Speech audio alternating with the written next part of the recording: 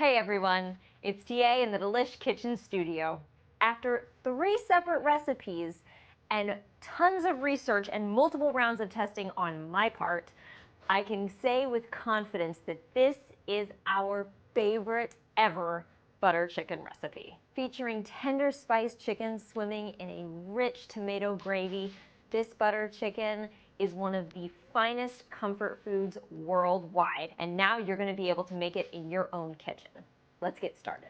Butter chicken was invented in the 1950s in Delhi as a way to repurpose/refresh tandoori chicken. For this recipe, we don't have leftover tandoori chicken, so we're going to start by approximating our own. Here I have a couple pounds of boneless, skinless chicken thighs. This is the best type of chicken to use for butter chicken because it stays tender and juicy even after it's been broiled and then tossed into this flavorful gravy. We're going to cut them into 1.5 inch sized chunks.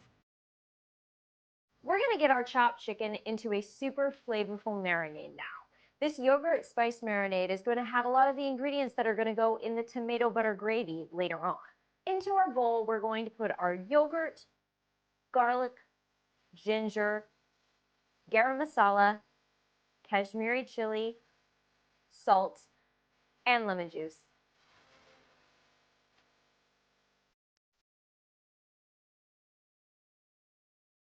Kashmiri chili is an amazing ingredient and super great in this recipe. It is very flavorful without being spicy. You can find it online. You can find it in a lot of specialty Indian stores. However, if you don't have it, you can also sub it for 3 parts paprika to 1 part cayenne. We're going to toss the chicken in the spiced yogurt, get it all fully covered, and then top it with some plastic wrap and get it into the fridge for an hour to marinate. So here we have our marinated chicken, and now we're going to get it on a sheet pan and under the broiler. If you happen to have a tandoori oven in your home, by all means use that. I do not have that luxury, so I'm going to use a foil-covered sheet pan and the broiler to mimic a tandoori oven effect. You could also use a grill if you want. Before we even start, let's talk about the sheet pan. Typical sheet pan, but you must use foil. The foil is going to make cleanup so much easier, trust me. We're gonna get our chicken onto the sheet tray and spread it out into an even layer. We're gonna broil this on high for 15 minutes, flipping once about halfway through until the chicken is fully cooked. While our chicken is broiling, we're gonna start on our makhni sauce. Makhni means butter. So this literally does mean butter chicken. We're gonna get a large skillet over medium heat and add to that our butter and our tomato paste. We're gonna cook, stirring all the while for about 5 minutes until that tomato paste turns a deep brick red.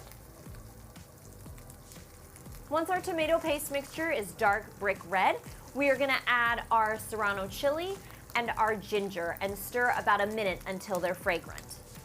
Then we will add our dried spices, cumin, garam masala, and Kashmiri chili powder.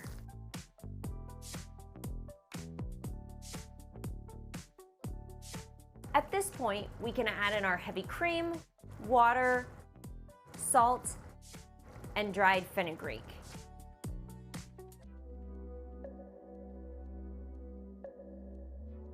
Our chicken is now done broiling, so we can add that in, bring it up to a boil, reduce the heat to a simmer, and let it cook until the chicken is super tender and the sauce is slightly reduced. This should take about 15 minutes.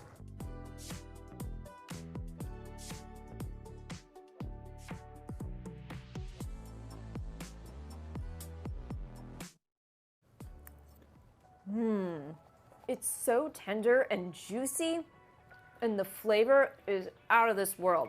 It's spicy, it's buttery, it's creamy, it's rich, but not too heavy. The Kashmiri chili that we added in here gives it that really beautiful spice note without making it too spicy.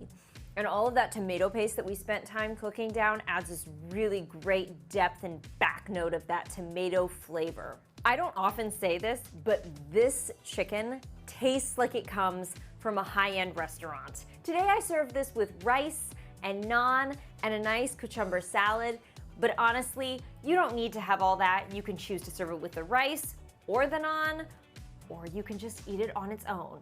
I know I sometimes do. I'm gonna go eat the rest of this right now. For this and other comfort classics, stick around here on Delish.com.